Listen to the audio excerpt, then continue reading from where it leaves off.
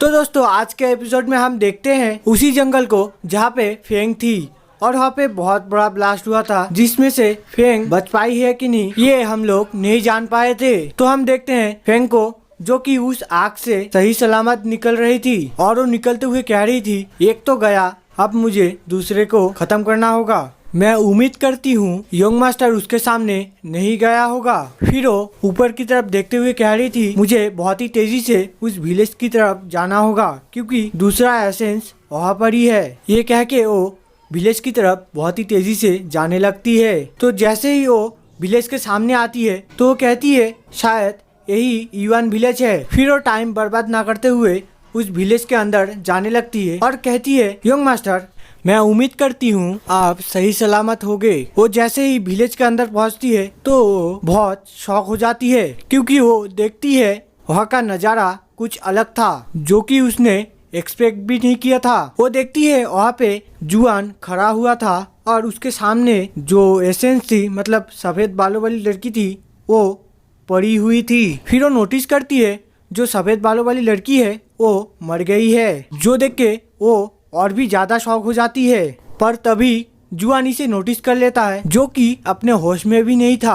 तो जुआन इसके ऊपर भी अटैक करना शुरू कर देता है। दोस्तों यहाँ पे जुआन ने जो अटैक किया था वो देखने से ही बहुत पावरफुल लग रहा था जो कि फेंग नोटिस कर लेती है और नोटिस करने के साथ ही वो इसको डॉज कर लेती है जिससे वो थोड़ा सा जख्मी तो होती है पर मरने से बच जाती है। फिर वो बोलने लगती है शायद यंग मास्टर अपने होश में नहीं है पर एक गोल्डन पंख, अरे ये तो प्राइमल बॉडी है। फिर से हम जुआन को देखते हैं जो कि इसके ऊपर अटैक करने के लिए बढ़ जाता है पर फिर से फेंग इसके अटैक को डॉज कर लेती है और फिर जुआन के ऊपर एक टाइप का स्किल यूज करती है जिससे जुआन सो जाए। तो जुआन के ऊपर अटैक कर देती है जो कि सीधा जाके जुआन के माथे पे लगता है जिससे जुआन सो जाता है और उसके सो जाने के वजह से वो जमीन पे जाके गिरता है। पर दोस्तों मैं बता दूं उसके ऊपर से गिरने से वो जरा सा भी जख्मी नहीं होता है। फिर फेंग जुआन के पास आते हुए प्राइमल बॉडी के बारे में बताने लगती है।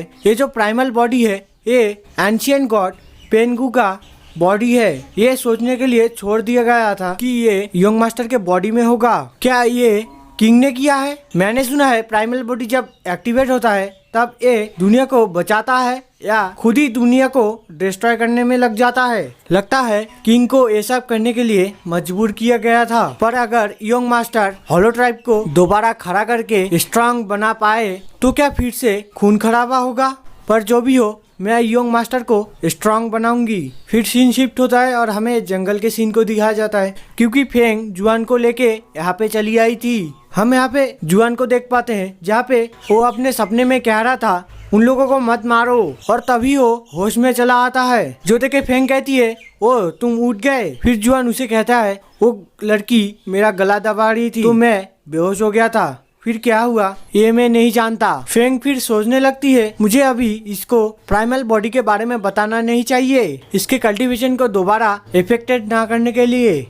ये सब सोचने के बाद वो जुआन से कहती है मैं तुम्हारे विलेज गई थी और मैंने ही तुम्हें बचाया पर अनफॉर्चुनेटली मैं विलेज के दूसरे लोगों को बचा नहीं पाई। तो जुआन ये सब बात सुन के कहता है इसका मतलब विलेज के सब लोग क्या मर गए? फिर वो रोते हुए कहने लगता है मैं किसी को भी बचा नहीं पाया, अगर मैं स्ट्रांग होता तो वो लोग कभी नहीं मरते। ये सुन के फेंग कहती है तुम अगर पावरफुल बनना चाहते हो तो मैं तुम्हें हेल्प करूंगी। तो जुआन कहता है क्या तुम मुझे पावरफुल बना पाओगी? तो वो कहती है हाँ, तुम जब तक होलो ट्राइब के टॉप टेक्निक्स में मास्टरी हासिल करोगे तब तक तुम डेफिनेटली स्ट्रांग बन जाओगे। अभी तुम आसमान में देखो जहाँ पे तुम्हें बहुत सारे टूटते हुए तारे दिखाई दे रहे होंगे जो कि इस इल्यूसरी रियलम का छोटे छोटे पार्ट है जो कि डिस्ट्रॉय होके टूटते हुए तारे की तरह दिख रहे हैं। असल में ये जगह लगभग 3 महीने के अंदर अंदर पूरा बर्बाद हो जाएगा। तो ये जगह जब तक डिस्ट्रॉय हो रहा है तब तक मैं तुम्हें सब कुछ सिखा दूंगी। तो जुआन कहता है क्या सिर्फ 3 महीने? हाँ, क्योंकि बाहर की दुनिया बहुत खतरनाक हो सकता है तुम्हारे लिए, तो मैं ये 3 महीने स्ट्रिक्ट रहूंगी जिससे तुम ये सब सही से सीख पाओ और फिर हम यहाँ से चले जाएंगे। फिर सीन शिफ्ट होता है और हमें मॉर्निंग का सीन दिखाया जाता है जहाँ पे फेंग जुआन से कह रही थी तुम जल्दी से उठो, यही सही टाइम है ट्रेनिंग स्टार्ट करने का। तो जुआन उबासी लेते हुए कहने लगता है सिस्टर फेंग हम लोग बहुत ही जल्दी नहीं उठ गए, प्लीज तुम मुझे और थोड़ी देर सोने दो। तो फेंग कहती है नहीं हमारे पास अभी टाइम नहीं है क्योंकि मैं डर रही हूँ 3 महीनों के बाद तुम्हें सोने के लिए ज्यादा टाइम नहीं मिलेगा। तो टाइम बर्बाद ना करते हुए तुम मुझे फॉलो करो, आज तुम्हें बहुत कुछ सीखना है। फिर वो एक खुले मैदान पे जाके रुकती है और जुआन से कहती है ये जगह हम लोग ट्रेनिंग के लिए यूज कर सकते हैं। तो जुआन कहता है मैं रेडी हूँ, आज हम क्या सीखने वाले हैं। मैंने कुछ साल पहले अंकल चैन से क्रूसिंग टाइगर फिस्ट टेक्निक को सीखा है तो मुझे इसके बेसिक्स पता है।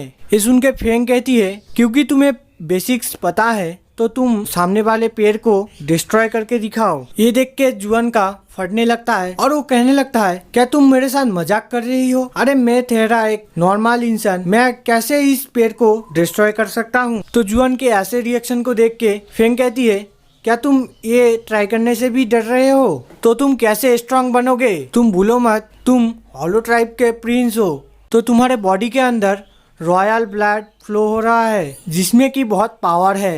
ये सुन के जुआन कहता है तो ठीक है, अगर मेरे ब्लड में सच में अमेजिंग पावर्स है तो मैं इस पेड़ को डिस्ट्रॉय कर दूंगा। और इसी के साथ वो पेड़ की तरफ बढ़ने लगता है। तो दोस्तों इसी के साथ ये एपिसोड खत्म होता है। अगर आप लोगों को जानना है जुआन इस पेड़ को डिस्ट्रॉय कर पाता है कि नहीं तो आप लोग देखते रहिए मेरे चैनल 5 टाइम HD को। और तब तक के लिए बाय बाय।